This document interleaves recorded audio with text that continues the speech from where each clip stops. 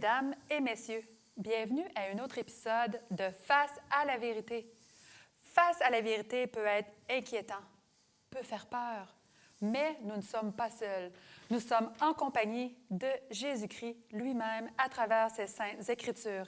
Et sans plus tarder, mais avant de commencer, présentons-nous. Je m'appelle Stéphanie et avec vous, nous avons aussi... Alain Jacques.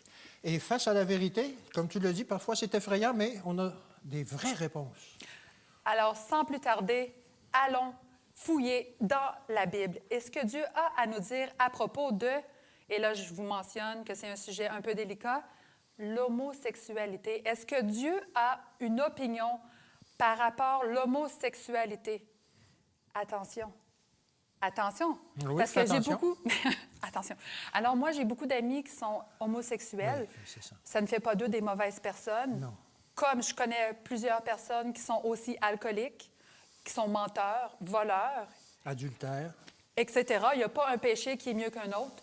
Alors, l'homosexualité, Dieu a créé, on en parle, car Dieu a créé la sexualité, mais dans un cadre Défini. C'est ça, défini. Oui. Pour savoir ce que Dieu a à dire, bien, ouvrons la parole.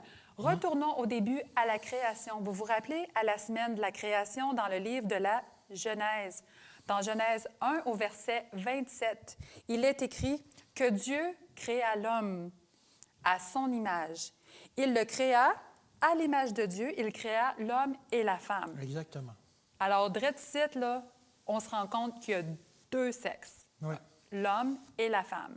Exactement. Et parfois, aujourd'hui, on a une conception de la sexualité qui est biaisée. Malheureusement, les médias ou les différentes vidéos qu'on a accès sur Internet nous conduisent à cette interprétation de la sexualité qui est biaisée, qui fait qu'on est là pour avoir du plaisir à tout prix, etc., etc. Mais comme tu l'as mentionné, ça a été créé par Dieu dans un dessein particulier. Avec la sexualité, oui, c'est agréable, mais on a une mission, on devient co-créateur avec Dieu. Dieu nous a donné cette possibilité-là de devenir co-créateur. Prospère, de se multiplier Oui. dans la reproduction. Alors, c'est clair. Ici, jusqu'à présent, je pense que c'est quand même clair, comme je viens de le dire, soit qu'on est mâle ou soit qu'on est femelle. Un ou l'autre. Et cette reproduction-là se passe entre... L'homme et la femme, Exact. au singulier. Au singulier, oui. Ève et Adam, C'est une autre déformation d'aujourd'hui, ça. c'est ça, c'est peut-être un autre sujet, mais quand Ève a été présentée par Dieu à Adam, il n'a pas dit à Adam, viens, j'allais te présenter Ève, Sophie et Aline. Non, non. C'était Ève. Ève. Alors, chaque Adam a sa Ève. C'est ça. OK? C'est ça. Alors, jusque-là, on s'entend. Oui.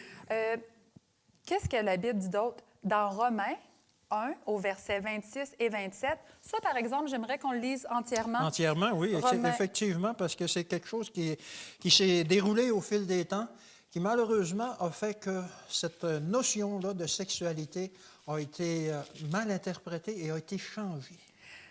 Il est écrit, « C'est pourquoi Dieu les a livrés à des passions infâmes, car leurs femmes ont changé l'usage naturel en celui qui est contre nature. Verset 27, « Et de même les hommes, abandonnant l'usage naturel de la femme, se sont enflammés dans leurs désirs les uns pour les autres, commettant homme avec homme des choses infâmes et recevant en eux-mêmes le salaire qui méritait leur égarement. » Alors, Dieu est clair, là, qu'il y a eu un changement qui n'est pas naturel. Contre chez l'homme. nature. Contre nature. Et il mentionne qu'ils vont recevoir un châtiment, parce que ça veut dire que c'est un péché. C'est défini comme un péché. Et on peut vivre dans le péché en espérant être heureux, mais il y a toujours des remords ou des choses comme ça qui viennent nous prendre. Et qui dit contre nature dit, bien, on va dire les choses honnêtes, c'est pas normal. C'est pas normal. C'est pas normal. Encore une fois, la même chose que celui qui fait l'adultère, que celui qui vole, c'est pas normal. C'est pas normal. Ça détruit la relation qu'on a avec les gens autour de nous. Ça détruit notre estime de soi, etc. Et c'est ça. Tu sais, on entend souvent l'expression « suis ton cœur ». Mais tu sais, si, mettons, moi, je me mets dans la position qu'il y a une femme qui vient coucher avec mon mari, tu sais, tu peux suivre ton cœur, OK, moi, je vais aller coucher avec un tel homme, par exemple. Pour me venger, puis on va mettre ça égal. Oui, mais c'est ça, mais tu sais, Ça faut- imaginez-vous toutes les blessures, toutes les familles qui sont brisées. Oui. Et l'homosexualité, c'est pas une chose pire ou moins pire, c'est un péché, on le mentionne. Un péché, c'est un péché. Exact. Dieu aime le pécheur, il faut se le rappeler, mais déteste le péché. Oui, et c'est ça. Et qu'est-ce qu'on fait lorsqu'on pêche? Il y a moyen d'aller vers Dieu. Il y a moyen de se faire pardonner. Il y a moyen de comprendre que, justement, ça, c'est un péché. La Bible l'enseigne. On a cité quelques versets. Et la Bible enseigne ça. Mais Dieu nous promet quelque chose. Et j'aimerais vraiment le lire. C'est important qu'on lise chaque mot du verset qui Vas-y. suit dans 1 Corinthiens 6, les versets 9 à 11. Parce que sans la parole de Dieu, c'est impossible pour nous de savoir, bien, est-ce que c'est bien l'homosexualité, est-ce que c'est pas bien, est-ce que... Mais quand on voit, quand on lit et comprend que, là, c'est une abomination, les choses sont différentes. Oui. Et c'est normal de faire des erreurs. Mais heureusement que 1 Corinthiens 6, 9 à 11. Ne savez-vous pas que les injustes n'hériteront point le royaume de Dieu? Ne vous y trompez pas, ni les impudiques, ni les idolâtres, ni les adultères, ni les efféminés, ni les infâmes, ni les voleurs, ni les cupides, ni les ivrognes, toutes des choses qu'on a mentionnées, ni les outrageux, ni les ravisseurs n'hériteront le royaume de Dieu. Et c'est là ce que vous étiez, quelques-uns de vous. Mais vous avez été lavés, comme tu l'as dit, mais vous avez été sanctifiés, mais vous avez été justifiés au nom du Seigneur Jésus-Christ et par l'Esprit de notre Dieu. Les mots les plus merveilleux là-dedans, là, c'est le mot « mais ». Puis on le retrouve 3 fois. Mais, Oui. mais, c'est possible Il y a de une solution. recommencer. Il y a une solution à ça. Et Exact. c'est comme tu as dit, les différents péchés sont énumérés ici, tous Ouais. au même niveau. Pas en disant que l'homosexualité est pire que les infâmes ou peu importe, là. C'est tous au même niveau. C'est un péché qui détruit l'homme et qui coupe la relation que l'homme doit avoir avec Dieu. Pour être finalement, en finale, être heureux lui-même. Dieu Oui. veut notre bonheur. Mais oui. Absolu. Mais oui. Alors, il y a aussi un verset ici, là. Écoutez très attentivement les paroles de Jésus dans Jean 8 au verset 11.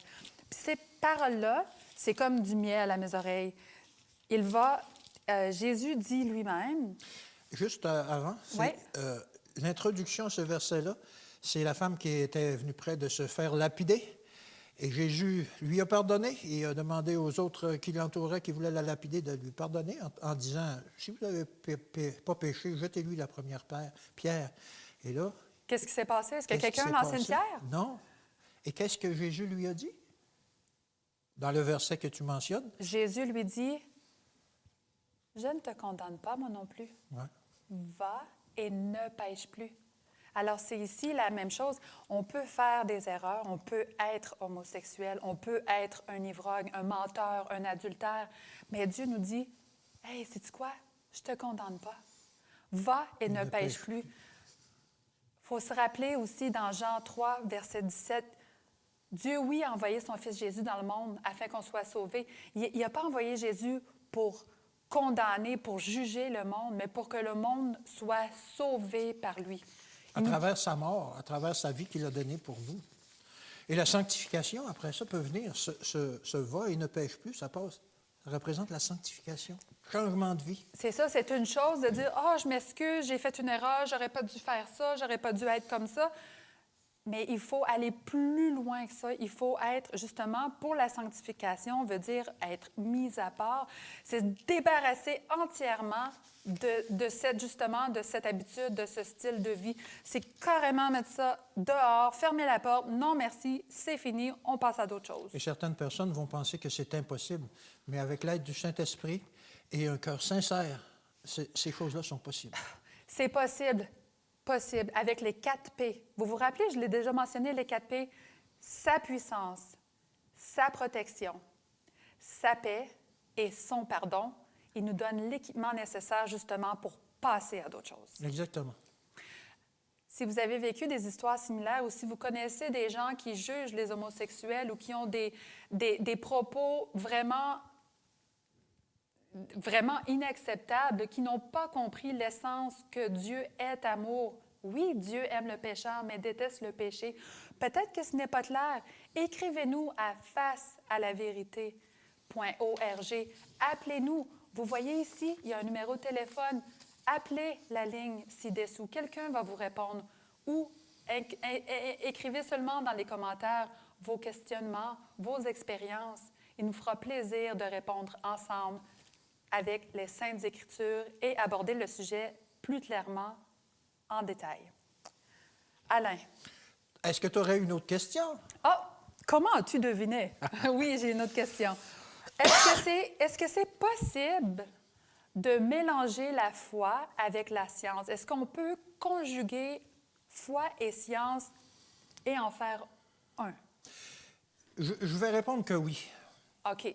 Mais il y a quand même certaines choses à prendre en considération. La Bible n'est pas un livre de science, comme on l'entend aujourd'hui, où la science doit être une expérience vérifiable et vérifiée.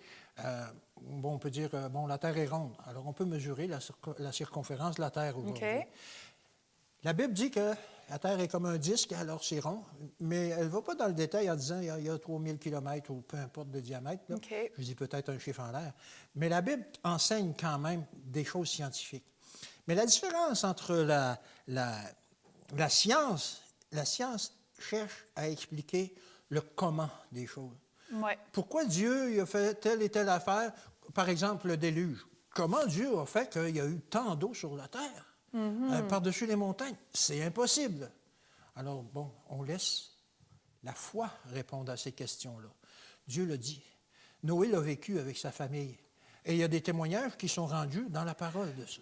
C'est ça, la science explique le comment du pourquoi, le comment, et la foi va aller compléter et expliquer le pourquoi ça s'est arrivé. C'est ça. Parce que l'importance, on reste sur le déluge, l'important, ce n'était pas comment est-ce que l'eau est venue, puis tout ça. On sait qu'il y en a qui est venu sous la terre puis du ciel. Mais l'important, c'était que le monde était complètement détourné de Dieu et qu'il n'y avait plus rien à faire. Ben oui, mais qu'est-ce que la Bible dit aussi par rapport à ça?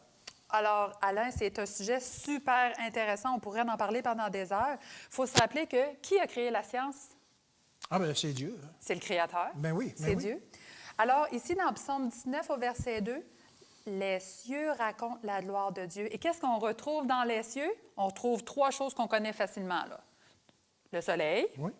les étoiles, Oui. la lune. Oui. Et il raconte la gloire de Dieu. Il raconte quoi? C'est quoi la gloire de Dieu?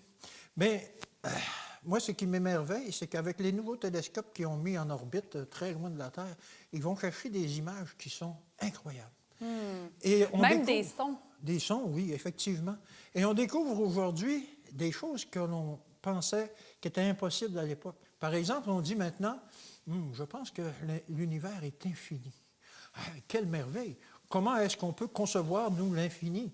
Alors que la science dit qu'il y a eu un Big Bang, ou peu importe l'origine scientifique, et puis que là, ça s'éloigne. Mais si ça s'éloigne comme ça, à partir d'un point, il y a une limite qui s'éloigne, mais non, Dieu, il a créé un univers infini. C'est complexe, puis à chaque détail, c'est précis à la Oui. lettre. Si le Soleil, la Lune, les étoiles, les planètes étaient un peu en dehors de leur axe, il y aurait collision. Chaque élément est là. Chaque élément, chaque astre obéit, non seulement a été créé par Dieu, mais obéit à Dieu. Et Dieu nous dit dans sa parole qu'il les soutient. Et la science le démontre aujourd'hui. OK. Comme tu le dis, si tout est réglé comme un mouvement d'horloge. Par exemple, un des éléments, si la Terre était un petit peu plus éloignée du Soleil, ça serait trop froid, ça serait un bloc de glace. Et si elle était un peu plus près, ça serait trop chaud, ce ne serait pas possible d'y vivre.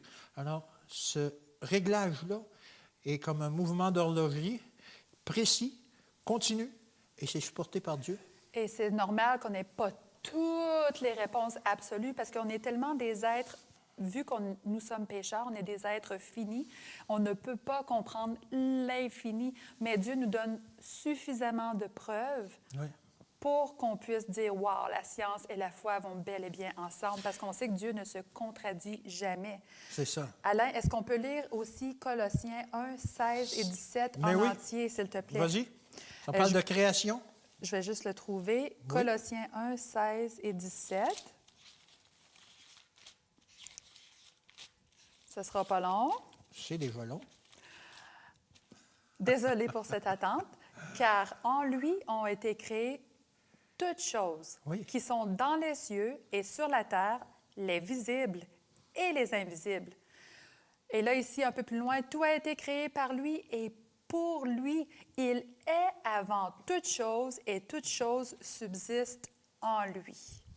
Exactement. Ça raconte bien la création que Dieu a fait, comme on l'expliquait tout à l'heure, avec un mouvement d'horlogie précis Oui. et qui nous enseigne la grandeur de Dieu. Et on peut regarder aussi sur ce qui nous entoure, la nature, la beauté des fleurs, la beauté de la nature, c'est incroyable. Parlons-en de la nature, tous les magnifiques paysages qu'on peut voir, les levées de soleil. Il n'y a pas un lever de soleil.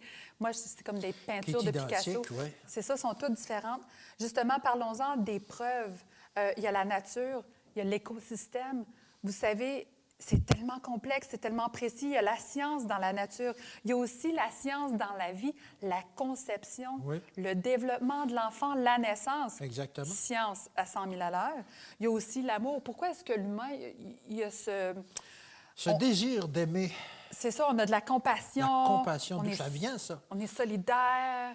Exact. Tu sais, c'est toutes des petites étincelles divines, des petites étincelles qui nous rappellent, wow, il y a vraiment quelque chose, quelqu'un de infiniment plus grand que nous qui est derrière tout ça.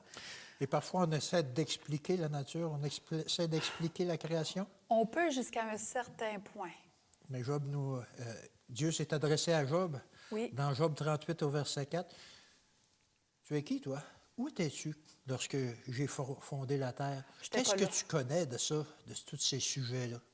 Effectivement, qu'on n'était pas là et qu'on a du mal à comprendre la façon dont, du néant, Dieu fait sortir un univers. C'est ça, il dit le mot et la chose apparaît. C'est ça. La chose existe.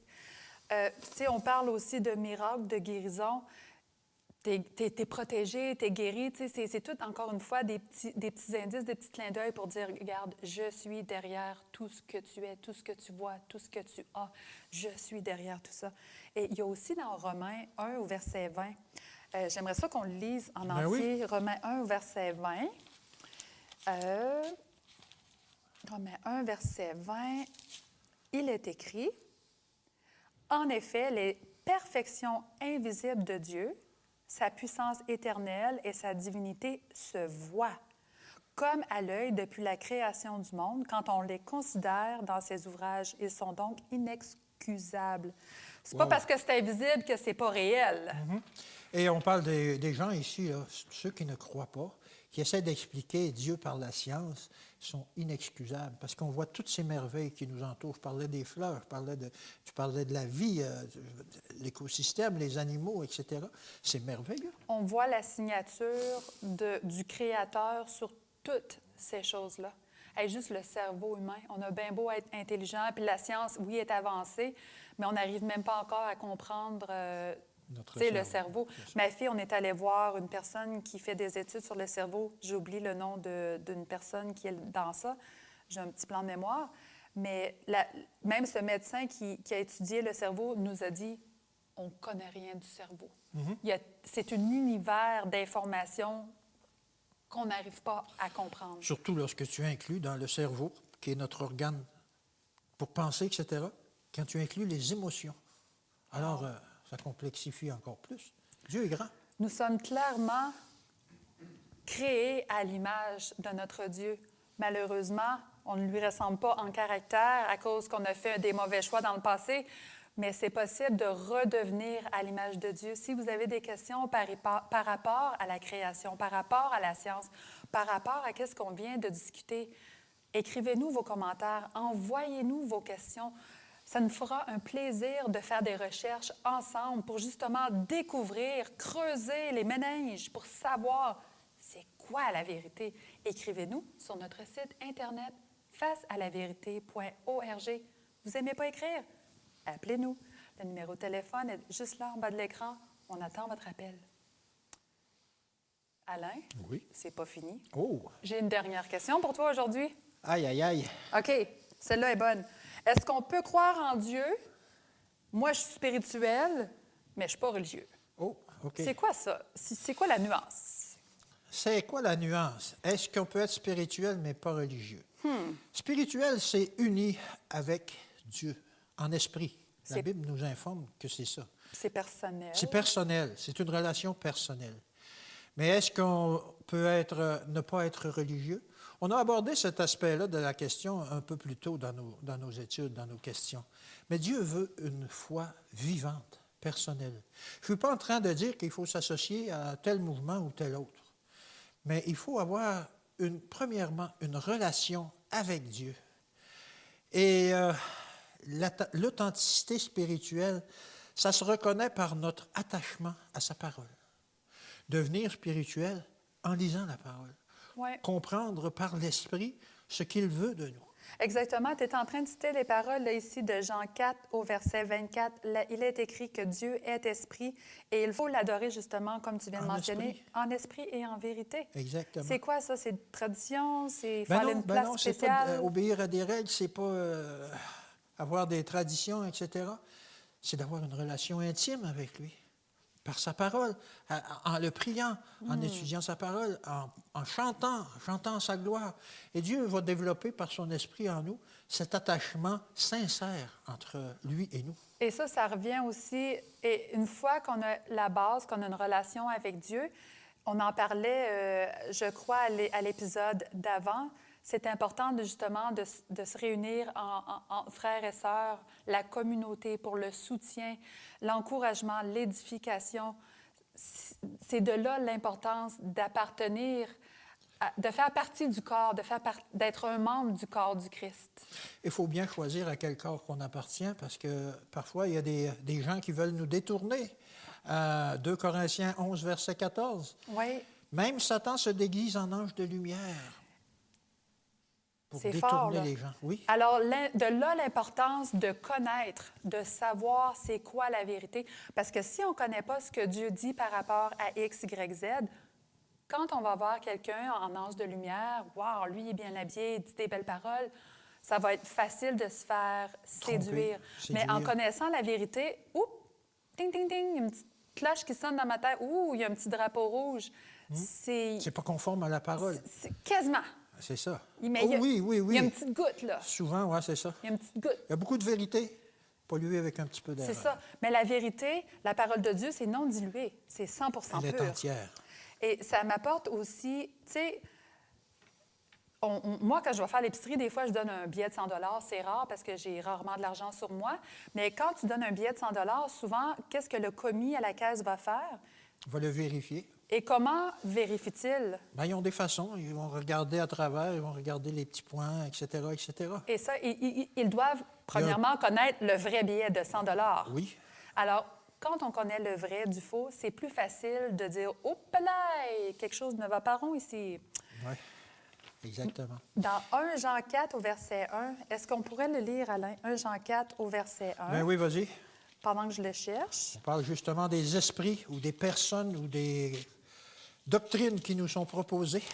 C'est ça, on va entendre des belles choses. Il Oui. est écrit « Bien-aimés, n'ajoutez pas foi à tout esprit, mais éprouvez les esprits pour savoir s'ils sont de Dieu, car plusieurs faux prophètes sont venus dans le monde. » Alors, comment est-ce qu'on éprouve ces esprits-là, ces personnes-là, ces personnages? T'as toujours la Bible en l'air. Est-ce que N'en c'est veux-tu notre un seul coup? référence? Oui, c'est notre seule référence, c'est notre seule sauvegarde, justement. Oui, effectivement. Effectivement. Je te taquine, mais Oui, tu vas avoir un coup de bide. c'est ça. Non, mais c'est ça. On peut entendre des belles paroles, des choses qui nous flattent, qui font notre affaire, parce que parfois, la vérité, on n'aime pas ça.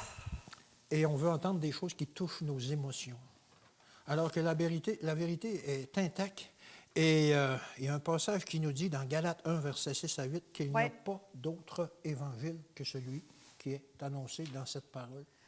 C'est-à-dire que Dieu est celui qui sauve, c'est celui qui nous guide, c'est celui qui nous transforme, qui nous sanctifie. Il n'y a pas d'autre évangile. Je ne dis pas qu'on est chanceux, mais on est béni d'avoir la Bible. Parce que ici, dans la Bible, c'est la vérité, c'est la seule vérité. Et on la retrouve dans les Saintes Écritures. Et c'est à la main, c'est à la disponibilité, c'est dans toutes les langues, c'est électronique, c'est papier, c'est partout. Et je vais en Afrique, je vais en Asie, je me promène un peu partout dans le monde, il y a des Bibles partout. Oui. Alors, on n'a pas de raison de ne pas connaître la parole. La parole est universelle aujourd'hui. Alors, vous avez des questions par rapport à la Bible? Vous avez des questions? C'est clair. Moi, j'ai encore plein de questions. Accompagnez-nous lors de notre prochain épisode à Face à la vérité. Rappelez-vous que vous n'êtes pas seul dans votre cheminement. Dieu est avec nous pas à pas.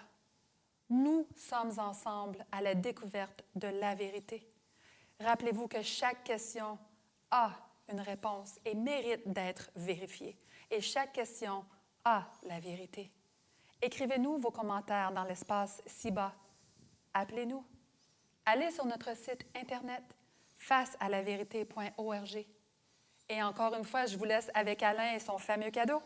Mais oui, on a des cadeaux pour tous les gens qui sont intéressés à en connaître plus sur les questions qu'on a posées aujourd'hui et ceux auxquels on a répondu auparavant. Vous pouvez télécharger, si vous voulez des réponses plus détaillées, vous pouvez télécharger des PDF sur les différents sujets que l'on a abordés. C'est un cadeau, c'est gratuit. Alors, ne soyez pas timide. Allez-y. Alors, merci d'avoir été des nôtres et on se dit à la prochaine. Que Dieu vous bénisse.